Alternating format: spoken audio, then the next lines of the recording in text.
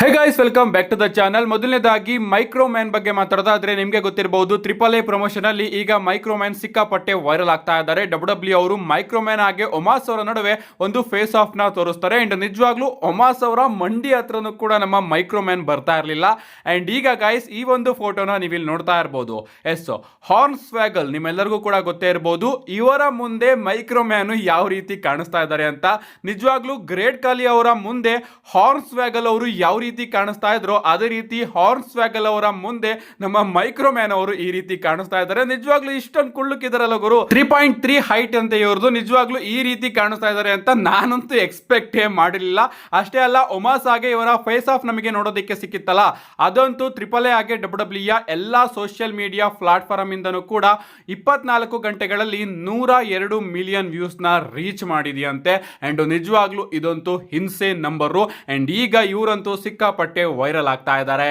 Next update ಕಡೆ ಬರೋದಾದ್ರೆ ಇದಿರ್ತಕ್ಕಂಥದ್ದು September 20ನೇ ತಾರೀಕಿನ ಪ್ರೀಮಿಯಂ ಲೈವ್ ಇವೆಂಟ್ ಬಗ್ಗೆ. ಎಸ್, ಇಂಟರ್ನೆಟ್ ಅಲ್ಲಿ ಆ ಒಂದು ಡೇಟ್ ಅಲ್ಲಿ ಯಾವ ಪ್ರೀಮಿಯಂ ಲೈವ್ ಇವೆಂಟ್ ಆಗುತ್ತೆ ಅಂತ ಸಿಕ್ಕಾಪಟ್ಟೆ ಡಿಬೇಟ್ ಗಳು ನಮಗೆ ನೋಡೋದಕ್ಕೆ ಸಿಗ್ತಾ ಇದೆ. ಮೊದಲನೇದಾಗಿ ಅಪ್ಡೇಟ್ ಗಳು ಬರ್ತಾ ಇತ್ತು, bad blood premium live event ನಮಗೆ ಸೆಪ್ಟೆಂಬರ್ 20ನೇ ತಾರೀಕು ಆಗುತ್ತೆ ಅಂತ.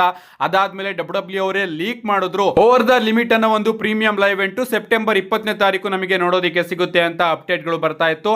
ಅಂಡ್ ಈಗ ಗಾಯ್ಸ್ ನಮ್ಮ ರೆಸಲ್ ವುಡ್ಸ್ ಅವರ ಪ್ರಕಾರ ECW ನ ಓಲ್ಡ್ ಪ್ರೀಮಿಯಂ ಲೈವ್ ಇವೆಂಟ್ ಆದಂತಹ ರೆಸಲ್ ಪಲೂಜಾ ಅನ್ನೋ ಒಂದು ಪ್ರೀಮಿಯಂ ಲೈವ್ ಇವೆಂಟ್ ನ ಡಬ್ಲ್ಯೂ ಅವರು ವಾಪಸ್ ತಗೊಂಡು ಬರ್ತಾ ಇದಾರಂತೆ. ಸೊ ನಮಗೆ ಸೆಪ್ಟೆಂಬರ್ 20ನೇ ತಾರೀಕು ರೆಸಲ್ ಪಲೂಜಾ ಅನ್ನೋ ಒಂದು ಪ್ರೀಮಿಯಂ ಲೈವ್ ಇವೆಂಟ್ ನೋಡೋದಕ್ಕೆ ಸಿಗುತ್ತಂತೆ.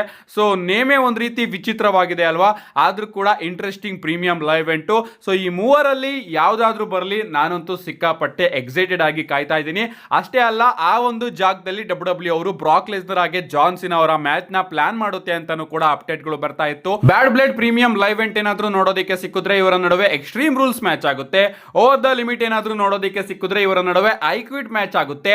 ಅಂಡ್ ಈಗ ಗೈಸ್ ರೆಸಲ್ ಪಲೂಜಾ ಕೂಡ ರೂಮರ್ಸ್ ಅಲ್ಲಿ ಬರ್ತಿರೋ ಪ್ರಕಾರ ಡಬ್ಲ್ಯೂ ಅವರು ಬ್ರಾಕ್ ಲೆಸ್ನರ್ ಹಾಗೆ ಜಾನ್ ಸಿನಾ ಅವರ ಮ್ಯಾಚ್ ಅಲ್ಲಿ ಬಹಳಷ್ಟು ಸ್ಟಿಪುಲೇಷನ್ಸ್ ಗಳನ್ನ ಡಿಸ್ಕಸ್ ಮಾಡ್ತಾ ಇದಾರಂತೆ. ಅಂಡ್ ಈಗ ಅಪ್ಡೇಟ್ ಗಳು ಬರ್ತಿರೋ ಪ್ರಕಾರ ಒಂದು ನೋ ಹೋಲ್ಡ್ಸ್ ಬಾರ್ಡ್ ಮ್ಯಾಚ್, ಅದೇ ರೀತಿ ಲಾಸ್ಟ್ ಮ್ಯಾನ್ ಸ್ಟ್ಯಾಂಡಿಂಗ್ ಮ್ಯಾಚ್ ನು ಕೂಡ ಡಬ್ಲ್ಯೂ ಅವರು ಇವರ ಮ್ಯಾಚ್ ಅಲ್ಲಿ ಇನ್ವಾಲ್ವ್ ಮಾಡೋದಕ್ಕೆ ಪ್ಲಾನ್ ನ ಮಾಡ್ತಾ ಇದ್ದಾರಂತೆ. ಏನೇ ಆಗ್ಲಿ, ಸೆಪ್ಟೆಂಬರ್ 20ನೇ ತಾರೀಕಿನ ಯಾವ ಪ್ರೀಮಿಯಂ ಲೈವ್ ಇವೆಂಟ್ ಅಲ್ಲಿ ಬ್ರಾಕ್ ಲೆಸ್ನರ್ ಹಾಗೆ ಜಾನ್ ಸಿನಾ ಅವರ ಯಾವ ಸ್ಟಿಪುಲೇಷನ್ ಮ್ಯಾಚ್ ನೋಡೋದಕ್ಕೆ ಸಿಗುತ್ತೆ ಅಂತ ನೋಡೋದಕ್ಕೆ ನಾನಂತೂ ಸಿಕ್ಕಾಪಟ್ಟೆ ಕಾಯ್ತಾ ಇದ್ದೀನಿ. ನೆಕ್ಸ್ಟ್ ಅಪ್ಡೇಟ್ ಕಡೆ ಬರೋದಾದ್ರೆ ಇದಿರ್ತಕ್ಕಂಥದ್ದು ನಮ್ಮ ಡೊಮಿನಿಕ್ ಮಿಸ್ಟೀರಿಯೋ ಅವರ ಬಗ್ಗೆ. ಮತ್ತೊಮ್ಮೆ ನಮ್ಮ ಡೊಮಿನಿಕ್ ಮಿಸ್ಟೀರಿಯೋ ಅವರು AAA ಚಾಂಪಿಯನ್ಶಿಪ್ ಮೇಲೆ ಹೋಗ್ತೀನಿ ಅಂತ ಕ್ಲಿಯರ್ ಮಾಡಿದ್ದಾರೆ. ಅವರು ಡೈರೆಕ್ಟ್ ಆಗಿ ವೈಕಿಂಗ್ ಅವರಿಗೆ ಚಾಲೆಂಜ್ ಮಾಡಿದ್ದಾರೆ, ನಾನು ಸೆಪ್ಟೆಂಬರ್ 12ನೇ ತಾರೀಕಿನ world collide premium live event ಗೆ ಬರ್ತಾ ಇದ್ದೀನಿ ಅಂಡ್ ನಿನ್ನ ಮೇಲೆ AAA ಮೆಗಾ ಚಾಂಪಿಯನ್ಶಿಪ್ ಗೆ ಚಾಲೆಂಜ್ ಮಾಡ್ತಾ ಇದ್ದೀನಿ ಅಂತ ನಮ್ಮ ಡೊಮಿನಿಕ್ ಮಿಸ್ಟೀರಿಯೋ ಅವರು ಅಫಿಷಿಯಲ್ ಆಗಿ ಕನ್ಫರ್ಮ್ ಮಾಡಿದ್ದಾರೆ. ಕಾದ್ ನೋಡಬೇಕು ಇದನ್ನ ಡಬ್ಲ್ಯೂ ಅವರು ಅಫಿಷಿಯಲ್ ಆಗಿ ಬುಕ್ ಮಾಡ್ತಾರೋ ಇಲ್ವೋ ಅಂತ. ನಿಜವಾಗ್ಲೂ ಡೊಮಿನಿಕ್ ಮಿಸ್ಟೀರಿಯೋ ಅವರು ಗೆದ್ದಿದ್ರೆ ಇನ್ನೂ ಕೂಡ ಚೆನ್ನಾಗಿರೋದು, ಅಥವಾ ಎಲ್ ಗ್ರಾಂಡೆ ಅಮೆರಿಕಾನೋ ಅವ್ರನ್ನು ಕೂಡ ಗೆಲ್ಲಿಸಬಹುದಾಗಿತ್ತು ವೈಕಿಂಗೋ ಅವರ ಬದಲು. ನೆಕ್ಸ್ಟ್ ಅಪ್ಡೇಟ್ ಕಡೆ ಬರೋದಾದ್ರೆ ಇದಿರ್ತಕ್ಕಂಥದ್ದು ನಮ್ಮ ಜಾನ್ ಸಿನಾ ಹಾಗೆ ಲೋಗನ್ ಪಾಲ್ ಅವರ ಬಗ್ಗೆ. ನಿಮಗೆ ಗೊತ್ತಿರಬಹುದು, ಕ್ಲಾಶ್ ಇನ್ ಪ್ಯಾರಿಸ್ ಅಲ್ಲಿ ಇವರ ನಡುವೆ ಒಂದು ಸಿಂಗಲ್ಸ್ ಮ್ಯಾಚ್ ನಮಗೆ ನೋಡೋದಕ್ಕೆ ಸಿಗ್ತಾ ಇದೆ. ಸೊ ಅಪೋನೆಂಟ್ ಬಗ್ಗೆನೂ ಕೂಡ ನಮ್ಮ ಜಾನ್ ಸಿನಾ ಅವರು ಇಲ್ಲಿ ಹೊಗಳಿದ್ದಾರೆ.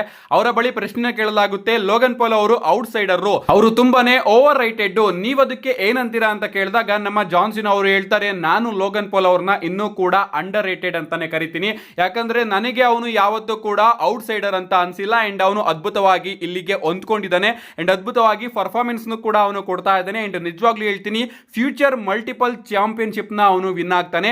ಅಷ್ಟೇ ಅಲ್ಲ, ಸಮ್ಮರ್ ಸ್ಲಾಮ್ ಅಲ್ಲಿ ಕೋಡಿ ರೋಡ್ಸ್ ಅವರು ನನ್ನ ಬೆಸ್ಟ್ ನ ತಗೊಂಡು ಬಂದ್ರು ಅಂಡ್ ಅದರಿಂದ ನನಗೆ ಇನ್ನೂ ಕೂಡ ಹುಮ್ಮಸ್ಸಿದೆ. ಅಂಡ್ ಲೋಗನ್ ಪಾಲ್ ಅವರು ಕೂಡ ಕ್ಲಾಶ್ ಇನ್ ಪ್ಯಾರಿಸ್ ಅಲ್ಲಿ ನನ್ನ ಜೊತೆ ಅದೇ ರೀತಿ ಕೆಲಸನ ಮಾಡ್ತಾರೆ ಅಂತ ನಮ್ಮ ಲೋಗನ್ ಪಾಲ್ ಅವರ ಬಗ್ಗೆ ಜಾನ್ ಸಿನಾ ಅವರು ಮಾತಾಡ್ತಾರೆ.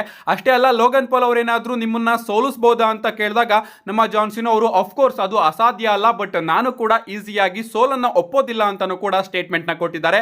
ಸೊ ಲೋಗನ್ ಪಾಲ್ ಅವ್ರನ್ನ ನಮ್ಮ ಜಾನ್ ಸಿನಾ ಅವರು ಸಿಕ್ಕಾಪಟ್ಟೆ ಹೊಗಳಿದ್ದಾರೆ. ನೆಕ್ಸ್ಟ್ ಅಪ್ಡೇಟ್ ಕಡೆ ಬರೋದಾದ್ರೆ ಇದಿರ್ತಕ್ಕಂಥದ್ದು ನಮ್ಮ ಕ್ರಿಸ್ ಜೆರಿಕೋ ಅವರ ಬಗ್ಗೆ. ನಿಮಗೆ ಗೊತ್ತಿರಬಹುದು, ಈಗ ನಮ್ಮ ಕ್ರಿಸ್ ಜೆರಿಕೋ ಅವರು ನಮಗೆ AEW ಕಂಪನಿಯಲ್ಲಿ ನೋಡೋದಕ್ಕೆ ಸಿಗ್ತಾ ಇದ್ದಾರೆ. ಬಟ್ ಅವರ AEW ಕಂಪನಿಯ ಕಾಂಟ್ರಾಕ್ಟ್ ಇದೇ ವರ್ಷ ಡಿಸೆಂಬರ್ ತಿಂಗಳಲ್ಲಿ ಎಕ್ಸ್ಪೈರ್ ಆಗ್ತಾ ಇದೆ.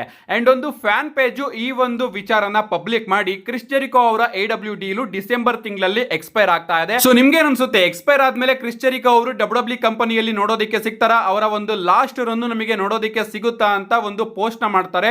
ಅಂಡ್ ಆ ಒಂದು ಪೋಸ್ಟ್ ನ ನಮ್ಮ ಕ್ರಿಸ್ ಜೆರಿಕೋ ಅವರು ಲೈಕ್ ಮಾಡಿದ್ದಾರೆ. So probably guys, Chris Jericho ಅವರ ಕಾಂಟ್ರಾಕ್ಟ್ AEW ಕಂಪನಿಯಲ್ಲಿ ಎಕ್ಸ್ಪೈರ್ ಆದಾಗ ನಮ್ಮ ಕ್ರಿಸ್ ಜೆರಿಕೋ ಅವರು ಒನ್ ಫೈನಲ್ ರನ್ ನ ಕೊಡೋದಕ್ಕೆ ಡಬ್ಲ್ಯೂ ಕಂಪನಿಗೆ ರಿಟರ್ನ್ ಆಗಬಹುದು. ಹೇಳ್ಬಹುದು. ಅಂಡ್ ನಿಜವಾಗ್ಲೂ ಇವರ ರಿಟರ್ನ್ ಗೆ ನಾನಂತೂ ತುಂಬಾನೇ ಕಾಯ್ತಾ ಇದ್ದೀನಿ. ನಮ್ಮ ನೆಕ್ಸ್ಟ್ ಅಂಡ್ ಫೈನಲ್ ಅಪ್ಡೇಟ್ ಕಡೆ ಬರೋದಾದ್ರೆ ಇದಿರ್ತಕ್ಕಂಥದ್ದು ನಾಳೆಯ ಮಂಡೇ ನೈಟ್ ರಾ ಬಗ್ಗೆ. ನಿಜವಾಗ್ಲೂ ಗೈಸ್ ನಾಳೆ ಮಂಡೇ ನೈಟ್ ರಾ ಮಾತ್ರ ಸಿಕ್ಕಾಪಟ್ಟೆ ಸ್ಟ್ಯಾಕ್ಡ್ ಎಪಿಸೋಡ್ ಆಗಲಿದೆ. ಯಾಕಂದ್ರೆ ಆ ರೀತಿಯ ಇಂಟ್ರೆಸ್ಟಿಂಗ್ ವಿಚಾರಗಳನ್ನ ಡಬ್ಲ್ಯೂ ಅವರು ಅಫಿಷಿಯಲ್ ಆಗಿ ನಾಳೆ ಮಂಡೇ ನೈಟ್ ರಾಗೆ ಕನ್ಫರ್ಮ್ ಮಾಡಿದ್ದಾರೆ.